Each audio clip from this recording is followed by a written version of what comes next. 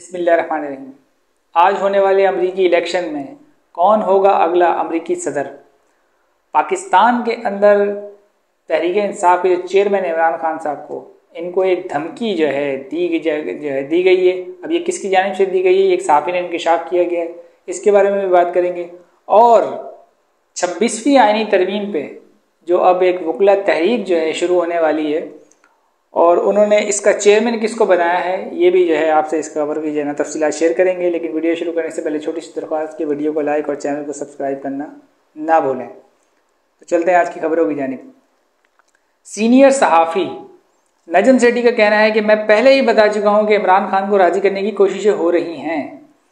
अभी इमरान खान को एक ऑफ़र की जा रही है कि आपको रिहा कर देंगे मगर आप इस बात की गारंटी दें कि बाहर आकर हुकूमत के खिलाफ कोई एहतियाजी तहरीक नहीं चलाएंगे और इस निज़ाम को चलने देंगे। और अगर आप में ये सब बात मान लेते हैं तो आपको अगले इलेक्शन में हिस्सा लेने दिया जाएगा और आपके रास्ता नहीं रोका जाएगा। नजम सेठी का मजीद कहना था कि एक तरफ तो इमरान खान को ये डील ऑफर की जा रही है और साथ ही साथ ये धमकी भी लगाई जा रही है कि अगर आपने जो डील आपको जो दी जा रही है वो आपने नहीं ली तो फिर आप तैयारी करें, आपको भी फैज़ हमीद के साथ आपका ट्रायल किया जाएगा और आपके सारे बंदे भी उठा लिए जाएंगे और जेलों में बंद कर दिए जाएंगे। मतलब जो पाकिस्तान में आजकल जो मामला चल रहा है उसके मुतल्लिक़ की बात करना चाह रहे हैं। बहरहाल अब इसमें कितनी सदाकत है। ये एक सहाफ़ी है नजम सेठी साहब, बड़े मशहूर हैं, अपनी कहते हैं कि मेरे पास एक चिड़िया जो मेरे को खबरें ला के देती है, इस बारे में ये बड़े मशहूर हैं। अब देखते हैं कि इनकी ये खबर कितनी सच्ची है। बहरहाल जो इस तरीके की जो अफवाहें हैं वो तो बिल्कुल ये हकीकत है, वो आजकल गर्म हुई है कि भाई इस तरीके की कोई डील ऑफ़र की गई है कि आप इस हुकूमत को चलने देंगे और इसको डिस्टेबलाइज नहीं करेंगे तो अगले इलेक्शन में 4 साल बाद आपको इलेक्शन में हिस्सा लेने दिया जाएगा, वरना जो अभी आपके साथ हो रहा है वही सब जारी रखा जाएगा। तो इस तरीके के मामला चल रहे हैं। बहरहाल इस पर हम ज़्यादा कोई अपनी राय तो नहीं देना चाहेंगे, बस इतनी ही राय हमारी है कि इलेक्शन चाहे आज हों कल हों या जब भी हों, उसका जो इलेक्शन जो भी जीत के आए उसी को हुकूमत का इख्तियार होना चाहिए और ये ऐसी कोई डीलों वीलों को कोई ज़रूरत नहीं होती। और जो डील ले रहे हैं वो उनको भी ये डीलें नहीं देनी चाहिए और जो डील करने का सोच रहे हैं उनको भी ये डीलें नहीं करनी चाहिए, ना लेनी चाहिए ऐसी डील, ना देनी चाहिए, क्योंकि ये आवाम का इख्तियार है। ये रियासतें डीलों पे नहीं चलती, इलेक्शंस पे उस पर चलती हैं। अच्छा, अगली खबर। पाकिस्तान तहरीक इंसाफ के बानी इमरान खान का अडयाला जेल में अपने वकला से उन्होंने मुलाकात के दौरान को कहना था कि आप बाहर जाकर मेरी कौम को ये पैगाम दे दीजिएगा कि किसी सूरत डील नहीं करूँगा। अच्छा, इन्होंने भी ये बात कर दी, इसका मतलब है कि शायद कोई ऐसा पैगाम आया है। और आज भी मैं अपने मौक़े पर डट कर खड़ा हूँ। मेरा आज भी मुतालबा है कि पाकिस्तान में आईन और कानून की बहाली, हमारे तमाम सियासी कैदियों की रिहाई और हमारे इलेक्शन में चोरी किया गया हमारा मैंडेट वापस किया जाए। तो ये इमरान खान साहब ने अपनी शराइत भी रख दी। अच्छा, अगली खबर। पाकिस्तान की कौमी एयरलाइन PIA नीलामी पर वफाकी हुकूमत को शर्मिंदगी का सामना। ज़राए के मुताबिक PIA की बोली 85 अरब रुपए से ओपन की गई मगर सिर्फ एक ही कंपनी ने बोली में हिस्सा लिया और 10 अरब रुपए बोली लगाई और मजीद बोली लगाने से भी इनकार कर दिया। वाज़ेह है कि PIA की 10 अरब रुपए की बोली लगने के बाद KP की हुकूमत ने वफाकी हुकूमत को खत लिखा है कि हमारी हुकूमत है वो 10 अरब रुपए से ज़्यादा देने के लिए तैयार है, लिहाजा PIA को KP की हुकूमत को उसके हवाले ये कर दी जाए। जिस पर सीनियर सहाफ़ी मंसूर अली खान ने KP की हुकूमत को शदीद तनकीद का निशाना बनाते हुए इसे ड्रामेबाजी करार दे दिया। अच्छा, मैं इस पर जो सहाफ़ी हैं मंसूर अली खान के बारे में बस थोड़ा सा ये कहना चाहूँगा कि ये जब इन्होंने बात की वज़ीर आला KP ने, बिल्कुल उन्होंने सही कहा कि जब एक वफाक ये नहीं चला पा रहा तो सूबा कहाँ से चलाएगा इस एयरलाइन को। इस पर कर्जे भी इसका कोई लगभग कोई 800 अरब रुपए का इस पर कर्जा भी है, तो वो भी जो खरीदेगा उसको वो भी खसारा पूरा करना पड़ेगा। तो यहाँ पे तो मंसूर अली खान ने सही कहा, मैं भी इस चीज़ को एग्री करता हूँ। लेकिन सहाफ़ी की जो दोगलागिरी है वो मैं आपको बताता हूँ कि जब ये बात आई तो इन्होंने पूरा इस पर वीलॉग खड़का दिया कि ये देखें, अगर इतनी इनको वो PIA की दुख था और दर्द था ये पाकिस्तानी एयरलाइन का, कौमी एयरलाइन का, तो उसमें बोली में शामिल क्यों नहीं हुए? उस वक्त बात करते ना। अब बाद में ख़त लिख रहे हैं और ड्रामेबाजी कर रहे हैं और पॉइंट स्कोरिंग कर रहे हैं। अच्छा खासा इन्होंने आधा वीलॉग इस पर खड़का दिया। फिर भी हमने कहा चलो सही बात तो कर रहे हैं कि जब वफाक नहीं चला पाए तो सूबा कहाँ से चलाएगा, सूबा खुद कर्ज में डूबा हुआ। लेकिन यही बात जब मरियम नवाज ने की, वो भी एक सूबे की वज़ीर आला है, जैसी भी ये बहरहाल है, जब ये बात उसके बाप ने कही कि भाई मरियम ने मुझे कहा कि जनाब PIA जो है ना खरीद लेते हैं, उसका नाम जो है ना एयर पंजाब रख देते हैं, इस तरीके की कोई बात हुई, तब इसने उसके अगले ही व्लॉग में इस चीज़ को डिस्कस किया कि जो है ना ये बात आई है सामने। और मैं तो ये मशवरा दूंगा कि आप जो है ना जो बाकी जो काम है पंजाब के अंदर आप उधर ध्यान दें, ये इसको खरीदने की आपको कोई ज़रूरत नहीं, और ये स्किप करके आगे की खबरों की तरफ निकलिए। तो ये देखें, ये है सहाफ़ी कि एक तरफ एक वज़ीर आला के लिए इनका जो है ना इनकी चीखें मरीख तक जाती हैं, और दूसरी वज़ीर आला के लिए वही एक ही किस्म की बात हो रही है, और वहाँ पे इनका रवैया देखें कितना सॉफ्ट है। ये होता है दोगलापन। आपने अली अमीन गंडापुर जो था KP का वज़ीर आला, उसने भी गलत बात की थी, आपने उसको लताड़ा, हमने कहा बिल्कुल आपने सही किया। लेकिन जब ये CM पंजाब ने यही हरकत की तो आपने इसको क्यों नहीं लताड़ा? तो ये कोई मुनासिब हरकत नहीं, इसको सहाफ़त नहीं कहते माजरत के साथ। और क्या कहते हैं ये सोशल मीडिया वाले जो है ना आपको बेहतर बता सकते हैं, वो आपको सही कहते हैं फिर आप जैसे साफियों को। अच्छा जी, अगली खबर, अमेरिका में सदारती इंतखाबात का आज मैदान सजेगा। दोनों सदारती उम्मीदवारों कैमला हैरिस और डोनाल्ड ट्रंप की लिए बीच में जो है ना कांटे का जो है मुकाबला है। जराए का दावा है कि डोनाल्ड ट्रंप की जीत के इम्कान रोशन है। ये जराए का दावा तो है, और ये पहले भी जो बाइडन में जब चल रहा था मामला, फिर जो बाइडन 10 बाजार हो गए कैमला हैरिस को लेकर आए। डोनाल्ड ट्रंप तो फेवरेट थे, लेकिन एक प्रॉब्लम भी है, क्योंकि डोनाल्ड ट्रंप को जो है ना वहाँ की जो एस्टेब्लिशमेंट है वो उनको पसंद नहीं करती, वो उनको सूट नहीं करते डोनाल्ड ट्रंप। तो और वहाँ अगर चलो ये अमेरिकी इलेक्शन है, ठीक है, पाकिस्तान पे इसके असरात आते हैं, लेकिन पाकिस्तान में भी कुछ अशराफिया है जो डोनाल्ड ट्रंप को पसंद नहीं करती। वो उनको भी यही लगता है कि यार ये बंदा जो है ना ये हमारे मतलब का नहीं है, ये अगर ये डोनाल्ड ट्रंप आ जाएगा तो ये हमारे मतलब का नहीं है, और हमारे यहाँ भी जो है ना कुछ उथल पुथल कर देगा, यानी जो पुराना कोई सेटअप था उसको आगे पीछे कर देगा, तो उनको भी खतरा। तो वो भी दुआएं कर रहे हैं कि नहीं वो कैमला हैरिस ही जीत जाए। तो हमारी मीडिया में भी इस तरीके की, यानी इलेक्शन वहाँ हो रहा है अमेरिका में, लेकिन यहाँ का जो है ना जो मैंने मीडिया में कुछ खबरें देखी न्यूज़ चैनल पे, इस तरीके की जो है ना क्या बोलते हैं यूट्यूब पे थंबनेल और जो है ना स्क्रीन पे जो है ना वो हेडलाइंस आ रही थी, जैसे कैमला हैरिस ने दिया डोनाल्ड ट्रंप को करारा जवाब। इससे आप अंदाजा लगा लें, यानी एक तरफ साइड ली जा रही है। तो ये सूरत हाल है, बेचारे डरे हुए हैं, जो भी हैं वो समझ गए होंगे कौन है डरे हुए। अच्छा, अगली खबर, हुकूमत की जानिब से मंजूर की गई 26वीं आईनी तरमीम के खिलाफ वकला तहरीक चलाने का फैसला। जराये के मुताबिक मुल्क भर के बड़े वकला के यानी जो बड़े धड़े हैं उन्होंने 26वीं आईनी तरमीम के खिलाफ वकला तहरीक चलाने का ऐलान करते हुए इस तहरीक का चेयरमैन सीनियर तरीन वकील मुनीर मलिक को नामजद कर दिया। वाज़ेह रहे कि इस तहरीक में अली अहमद कुर्द जैसे बड़े नाम भी शामिल हैं जिन्होंने अदलिया वाली तहरीक में जान डाली और कामयाबी भी इसमें हासिल की। अली अहमद कुर्द के बारे में तो आपको बताना नहीं चाहूँगा, वो जो पुरानी वकला तहरीक थी, इफ्तिखार चौधरी वाला जो मसला चल रहा था, वो जो एक डिक्टेटर ने जो है जजों को जो है ना नज़रबंद करके अपने मनपसंद PCO के तहत जिनको हलफ उठा के एक जाली जो है ना अदलिया बनाई थी, उसके खिलाफ वकला तहरीक चली थी। और उसमें ये अली अहमद कुर्द साहब, ये मुनीर मलिक साहब, ये बड़े यानी उसमें यानी चोटी के जो है ना ये वकला थे जिन्होंने इस तहरीक को जो है ना जान दी, इसको लेके आगे चले। तो अभी ये दोबारा इस तहरीक में ये लोग शामिल, अब देखते हैं कि ये इस तहरीक को लेके कहाँ तक चलते हैं। अच्छा, अगली खबर, जमात इस्लामी के सरबराह हाफिज नईमुर रहमान ने हुकूमत की जानिब से मंजूर की गई 26वीं आईनी तरमीम को सुप्रीम कोर्ट में चैलेंज कर दिया। जमात इस्लामी के दायर की गई दरख्वास्त में मुतालबा किया गया कि सुप्रीम कोर्ट 26वीं आईनी तरमीम को कायम करार दे और चीफ जस्टिस की तकरीरी को सीनियरिटी की बुनियाद पर किया जाए, पार्लिमानी कमेटी से इसका इख्तियार वापस ले लिया जाए। ये जमात इस्लामी ने बस मुतालबे करती है, इसलिए आज इतनी बेचारी पीछे, इनके पास इनके मुतालबों के साथ ये कुछ नहीं कर पाते, और जाके जो है ना फिर कोई बातचीत कर लेते हैं, फिर ये भूल जाते हैं, फिर इनको कुछ ख्वाब आता है, फिर ये बाहर निकलते हैं। माजरत के तरह इनकी सियासत ऐसी बेचारों के पीछे, इनको भी चाहिए कोई एक्टिव रोल अदा करें कि आपकी हुकूमत कोई आपको सीरियस भी ले। इनका रवैया ऐसा है कि हुकूमत इनको सीरियस नहीं लेती है। ये मैं एक इस्लाह की नीयत से बता रहा हूँ, बहरहाल मुझे जमात इस्लामी से कोई प्रॉब्लम नहीं है, लेकिन एक इस्लाह की कि आप कोई अपना एक्टिव रोल अदा करें तो यानी आपको सामने वाला सीरियस भी ले, आपकी बातों को तो सीरियस भी नहीं लेते। मुसीबत ये है, बात आप दुरुस्त कर रहे हैं। अच्छा, अडियाला जेल में कैद PTI के बानी इमरान खान को डॉक्टरों की 4 की टीम ने जो है उनका तबी मुआयना किया, जिसमें इमरान खान के ज़ाती मौलिज डॉक्टर आसिम जो है उसमें शामिल थे। डॉक्टरों की टीम ने बानी PTI इमरान खान की सेहत को यानी उनको सेहतमंद करार दिया। कुछ मामूल के उनके टेस्ट करवाए गए, जिनकी रिपोर्ट आने बाद इनकी जो तक मुकम्मल रिपोर्ट जो है हाई कोर्ट में जमा करवाएगी। ये हाई कोर्ट में जो है इस तरीके की कोई शिकायत भी थी कि उनको जो है ना कुछ उनकी तबीयत वगैरह ठीक नहीं है, तो उनको डॉक्टर की रसाई दी जाए, तो उसके लिए हाई कोर्ट ने ऑर्डर जारी किए थे। अच्छा, सीनियर सहाफ़ी इमरान रियाज ने बड़ी खबर दे दी। इमरान रियाज का कहना है कि वज़ीर आला पंजाब मरियम नवाज अपने गले के इलाज के लिए लंदन रवाना होने वाली हैं।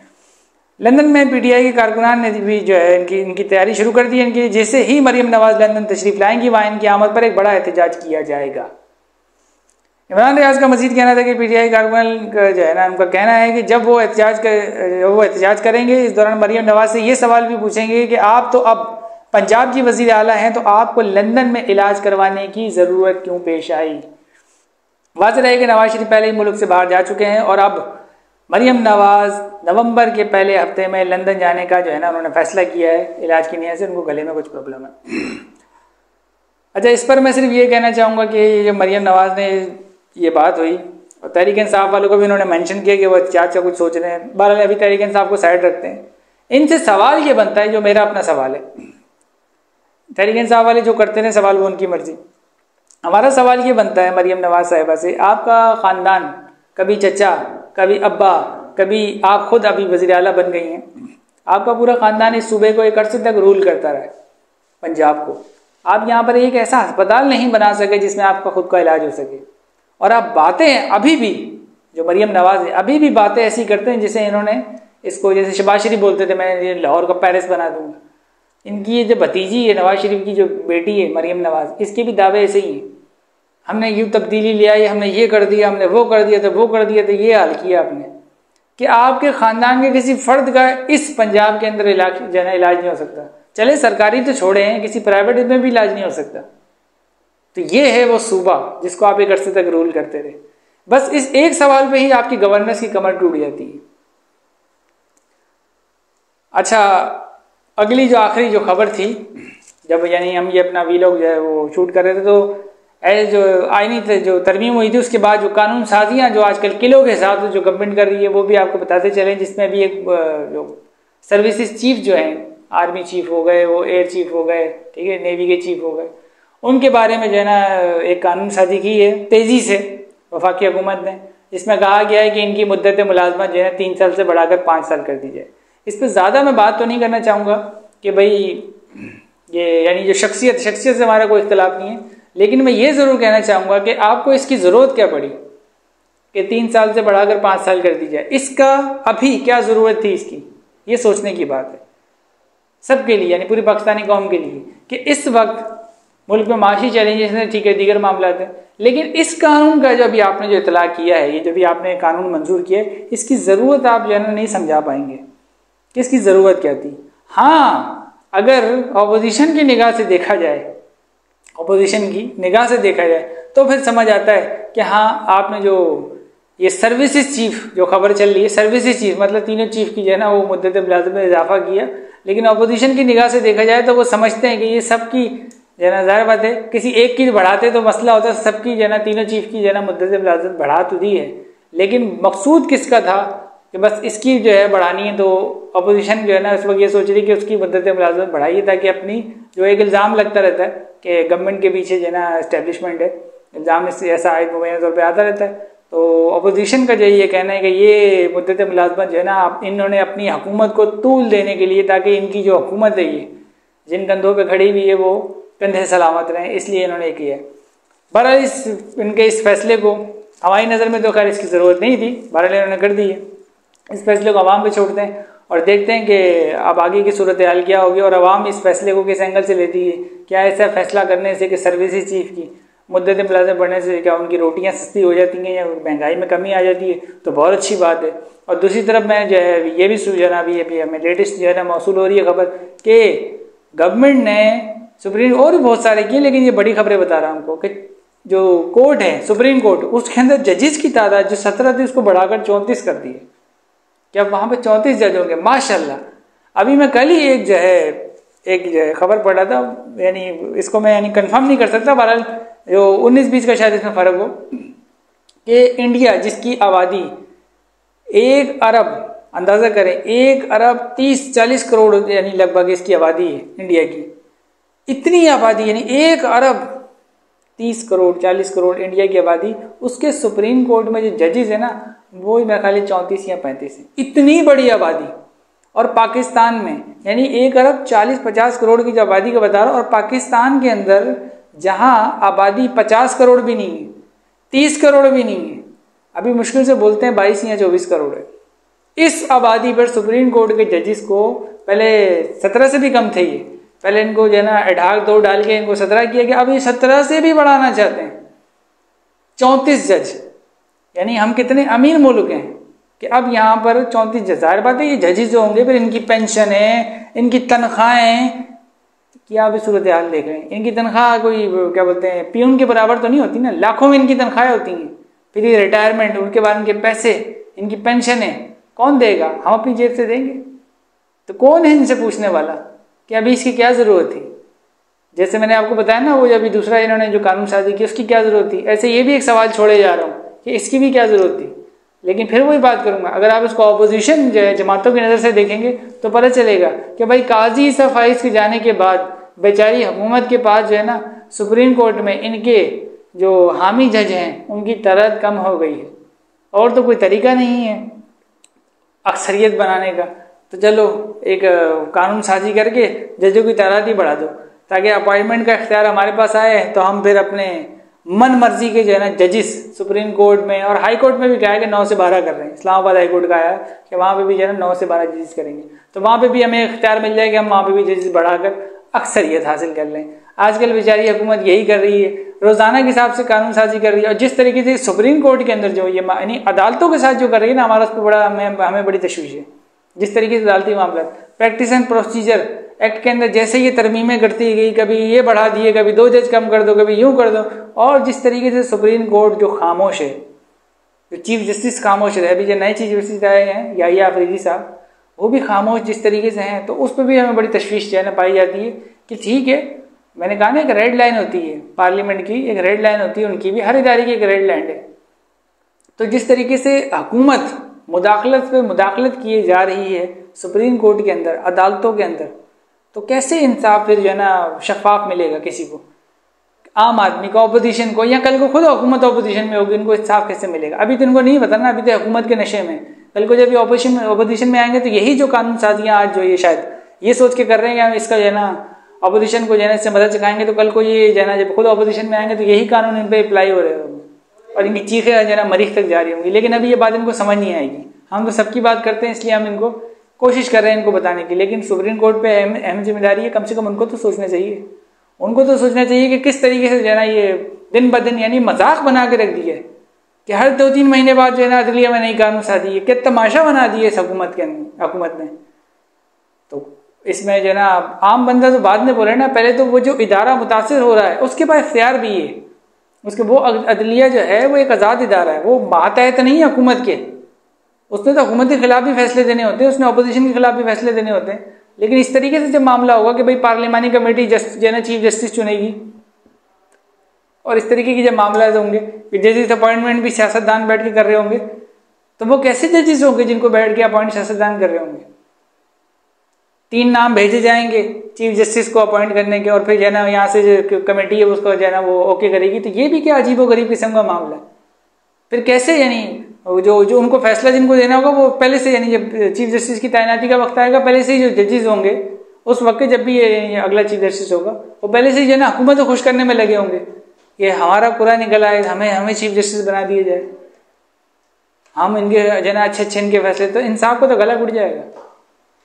तो वकला तहरीक भी जो है ना इस वजह से जो है ना वो चल रही है अभी, और उसके बारे में कहा जा रहा है। तो कम से कम अदालतों के मामले में हमें जो है ना हमें भी तशवीश पाई जाती है कि ये हुकूमत जो है ना ये गलत काम कर रही है, और इनके हुकूमत के हाथ जो है रोकने चाहिए, और ये काम अदालतों का ही है कि वो इस पर ही एक्शन लें। बहरहाल ये थी आज की खबरें, मिलकर नेक्स्ट वीडियो में, तब तक के लिए अल्लाह हाफ़िज़। पाकिस्तान जिंदाबाद।